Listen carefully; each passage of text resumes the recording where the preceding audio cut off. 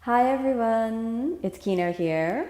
Thanks so much for tuning in and joining me for another day of this 30-day Ashtanga Yoga Challenge.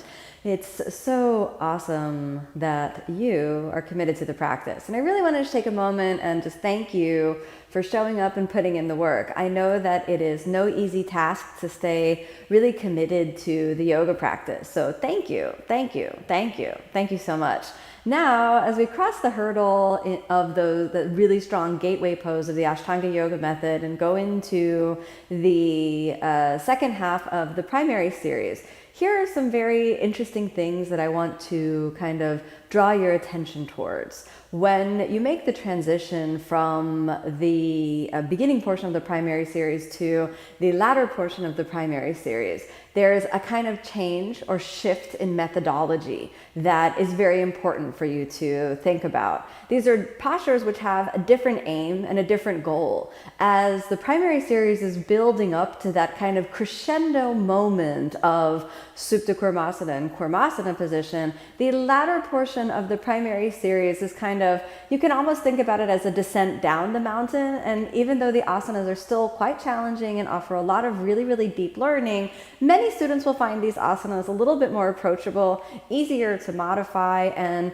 have just a little bit more kind of comfort in these asanas. Now that's where you really want to kind of raise a little bit of your awareness, because if you think that a posture is easy, then it's highly likely that we're missing some of the deeper inner work that you really need to kind of show up for when we're working with these asanas. Additionally, the lesson of the second portion of primary series, when you think about descending down the mountain, I want you to think about kind of recalibrating the nervous system so that you've built up to this really deep spinal flexion, and now the spine is opening back up. So we're rolling through the spine and opening the spine back up and preparing for the work that's coming very soon. At the very end of primary series, we start to introduce back bending. So when we're thinking about making the transition from a very deep spinal flexion to a spinal extension, we need to give the spine a little bit of kind of relief along the way. And so that's what I want you to understand, that when we work in that second portion of primary series, there are a lot of asanas that help you roll through the spine, and that rolling action acts, as we already discussed, in one action like a massage. And now we make the transition into using that rolling action to build dynamic flexibility and strength. And dynamic flexibility is flexibility that you can control and activate into, rather than flexibility that you can passively release. In order for you to understand the difference between dynamic flexibility and passive flexibility in today's challenge session, I want to guide you through a very short practice that covers both dynamic and passive flexibility for the asana called Upavishta Konasana. So Upavishta Konasana, this wide angle posture where the legs are spreading wide apart. Now, the first thing to understand in Upavishta Konasana is that there are two parts. There's A and B. And in Upavishta Konasana A, we're working our flexibility, and in Upavishta Konasana B, we're expressing the flexibility that we have already sort of accumulated and developed. So I'll show you the postures first, as I've been doing, and then we'll go through how we're going to approach our way into them. So Upavishta Konasana A, hold on to the outsides of the feet. Inhale, prepare. Exhale, fold. 1, 2, 3, 4, 5, gazing at the nose tip. Inhale, lift the head up. Exhale here. Then lean back and you lift the feet up off the ground, holding on to the outsides of the feet. Lift the chest up and look up. 1, 2, 3, 4, 5. And this is Upavishta Konasana. You cross your feet and pick it up and jump back. Now, let's break down how that actually works so you can understand the hip movement. Okay, so give me one moment to organize everything. Now, exhale, you're going to come down to the constructive rest posture, which is really, really nice. So we're obviously going to start off with the passive movement. And I'm lying here on a blanket just to make it nice and cozy. So let's take 5 breaths in constructive rest, which will help your sacrum settle on the ground. So count with me for 5. 1. Down-regulate the nervous system. 2. 3.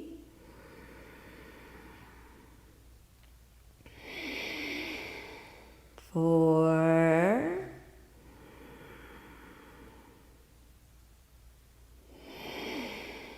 5. That was good. Draw the knees up into your chest and straighten the legs for Viparita Karani. That's looking good. And we'll hold that for 5 breaths. 1, 2,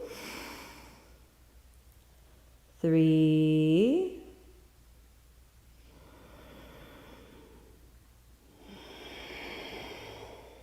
4, almost there, 5. Okay, now if we were working a straddle position rather than Upavishta Konasana, we would just directly open the legs from here. So you can try that and experience what is the feeling? What is the feeling more just like a middle split? Okay, so this is kind of, I don't really have a great middle split, to be honest with you. So this is the feeling of a middle split. And many people mistake this as Upavishta Konasana. This is not the Upavishta Konasana position. So bring your legs back up to Viparita Karani. Close the hip joint a little bit and then open the legs to a V shape. And when we have this V-shaped position, this is where we're working Upavishta Konasana. So we have a little external rotation and the thighs are lifted up. Then reach out and hold on to your ankles. If you cannot hold the ankles, then just hold on to the knees. And so you want to find a good grip. And we'll hold this for 5 breaths. And notice my sacrum is on the ground. We're going to practice sacrum off the ground in another moment. All right, so here we go. 1, 2, 3. So remember, you can hold on to the knees if it's too stressful. 4. Notice the different foot position. So it's not a straddle. It's not a middle split. Okay, Upavishta Konasana is a little bit different, like a wide V shape. 5. Then you can hold on to your ankles and we'll practice lifting the sacrum off the ground. All right, so let's hold for 5. 1, 2, and this gives a little core integration so you can tuck your tailbone. 3, 4, and 5. Release, hold underneath the knees and back into the center, okay? So that's the flexibility that we're working. It's a hip flexion and an external rotation and a control deep down in the center of the pelvic floor. Now, there's also another part that comes up, which is Supta Konasana, which we can take a look at as well since we're already in the reclining position. So Supta Konasana has a little bit the feeling of a shoulder stand. So if you have any neck issues, then you don't want to work on Supta Konasana at all. Instead, you might want to just repeat what we just did from the reclining position and open and hold on to the big toes from here. So now in the Supta Konasana position, we need to be comfortable enough, say in plow posture, in halasana, to get the feet over the top of the head. So we inhale and lift the hips up off the ground and then holding the hips up. Well, once your toes touch the ground, then you can open the feet.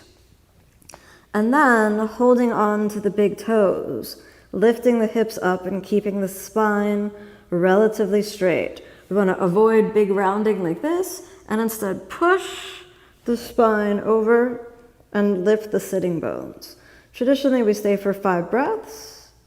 And if this again is very difficult, but you want to try, you can keep the hands on the lower back to give a little extra support. If your feet do not touch the ground, you definitely want your hands on your lower back, or you can just repeat what I've already shown you from lying down. Then, when it's time to come up from Supta Konasana, we relax the back, and then inhale, use your strength to come up. So now we're here in this kind of precarious balance. So let's talk about what to do in coming down from this position. I'm just gonna scoot back a little bit. So once you're balanced up here, then an intermediary stage to go down is to bend your knees, put the heels on the ground, and then open, okay? Another version is to come up here, release, use that dynamic flexibility, land the feet, and then hold on. Finally, the last option. So our last option, make sure I have enough space to do it, is if you have a good flexibility, right, you've got good flexibility, then you can bend your feet back. bending the elbows, and you're going to pull the calf muscles forward, and then exhale, land on the calf muscles. And you want to have a good flexibility if you're going to try that. So you have 3 options to go down. Inhale, we come up, and exhale there. Good. So now let's take a look at Upavishta Konasana itself. So in Upavishta Konasana itself, we can come off of the blanket, and let's take a look at a couple of different ways to work with Upavishta Konasana. All right, so I'm going to open the legs out. And again, many people make the mistake of thinking, I need to do a really wide, big, crazy straddle. So they come forward and they push and try to do a middle split. But then you can't hold on to your feet from the middle split. So this is why we want just a wide V shape, okay? So we've just got that nice kind of wide V shape. Remember, it's a Konasana posture. So it's similar to Baddha Konasana, and we straighten out the legs and we have this wide V shape. If from seated, this is already quite stressful and your back doesn't feel in a neutral position, this is an asana you do not want to elevate the sitting bones. We have to keep your legs very active to support the hamstrings and the attachments of the inner thighs. Next, you can take a bolster and wrap it closely in. And just like we did for preparing for Baddha Konasana yesterday, you can exhale and fold forward over the bolster. And this gives you a big support, and it'll take kind of the activation and the tightness away.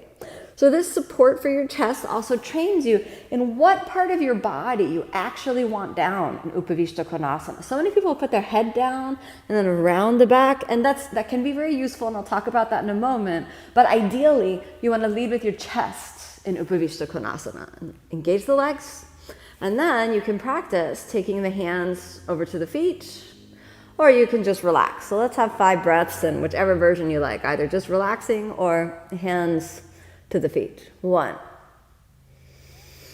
2, and you're really welcome to find any hand position that's comfortable for you. 3, 4, almost there. 5, good job. Inhale, come up. Exhale there, shake it out. You can bend the knees, straighten them. Then we're gonna move that bolster over to the side. We're gonna grab the yoga blocks, and the yoga blocks give a slightly different type of support. So now, if you don't just wanna do like a long hold and a passive release, you may wanna set up the yoga block in line with your forehead. Then find out where you can catch. Maybe you can just hold the knees, that's totally fine. Maybe you can hold the shin bone, totally fine. Maybe you can hold the ankle, totally fine. Maybe you can hold on to the outsides of the feet. This is important. Whatever place you're holding, do not pull. Instead, push a little bit. So you can kind of lock your shoulders in place. If I pull, then I'm going to pull and put too much pressure on the inner thighs and too much pressure in the posture. So from wherever you are, so this is like option number 1 on the knees or even on the ground. Option number 2, the shins. Option number 3, the ankles. Finally, the feet. And again, you push rather than pull. So push to stabilize the shoulders. Then exhale, you can think about putting your chest on the yoga block and seeing if that works. However, if there's a lot of pressure, then you can grab the second yoga block and place the forehead on the second yoga block and the chest on the first one. You can adjust that according to your body height and the range of motion that you have, okay? So now let's continue this asana a little bit, all right? So when we're working Upavishta Konasana, here we are, we come forward. Now let's say I'm not gonna use any props, so I've shifted forward, all right? So inhale, we prepare, and then exhale, fold. Now notice the kneecaps are lifted, my legs are very active. That activation goes all the way down to the pelvic floor. Then do not roll the shoulders forward or round the back. Instead, you're gonna lead with your chest. And again, locking the shoulders in so you get kind of a push sensation. I'm gonna get the hair out of my eyes there, okay. So you have that push sensation, and then the femurs are rolling back and you're trying to keep the sitting bones reaching back depending on how much you pivot inside of the pelvis. You might be able to get the sitting bones a little off the ground, and that's totally okay, but you don't wanna force it. Then ideally chest down, and then eventually chin down. However, you can also work like this. chest comes forward, forward, forward. Maintain the integrity of the torso. And then exhale, head down. And you just give yourself a resting point, an ending point. Next, nose down. Next, chin down. Next, chest down. And then you can kind of work through it like that, all right? My hair is doing funny things. Now, when it's time to come up, this is where you need that activation. So you're going to draw the femurs into their sockets and use that push strength in the shoulders. So you push, exhale here, then release. Turn back over to the side. All right, turning back over to the side. And let's go through that again. And I'll show you like another option. So let's say you're here, okay? And then you fold it forward, and that's as far as you got. So remember, you could use a block or you could just stay here. So you inhale, prepare, exhale, fold. And let's say that's the maximum fold that you got. And you go a little more down. See, when you go down, don't bend the elbows, but slide the hands. So if you start here, then as you get a little more flexible, just slide the hands. And that's why you push, not pull. Push, don't pull, okay? Then notice, where am I gripping and where's my comfortable grip? Then inhale, come up, exhale here, release. Then watch the pelvis, rotate the tailbone under. Then as you rotate the tailbone under, easy way, bend the knees, bring the knees up, take the same grip, straighten the legs. Then lift the chest up and you can hold, all right? Now hold whatever grip was comfortable for you in Upavishta Konasana. Lift the chest and breathe.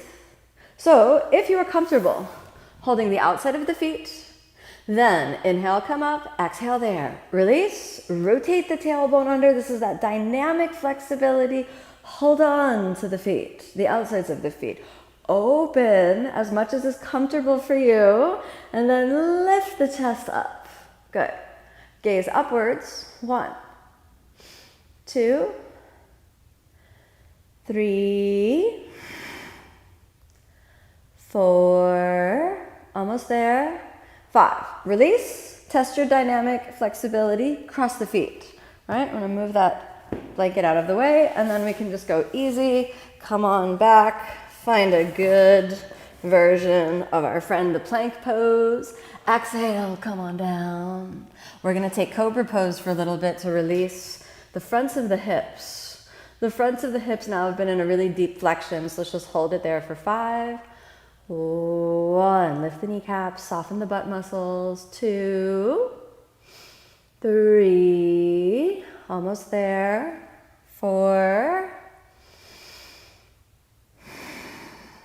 5, that's good. Relax. Let's draw the knees in and child's pose for a moment. Relax. Come on back to neutral. And then inhale all the way up. Good. Come on back down to seated. Close your eyes for a moment. And as you close your eyes for a moment, just reflect on Upavishta Konasana, this wide angle posture.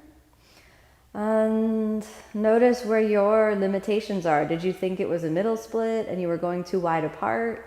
Are you restricted in your forward bend? And then see if you can make peace with that, giving yourself the time to kind of accept wherever you are in your journey. And then a nice long deep breath in. And as you exhale, let's open the eyes and start to come back. Very good.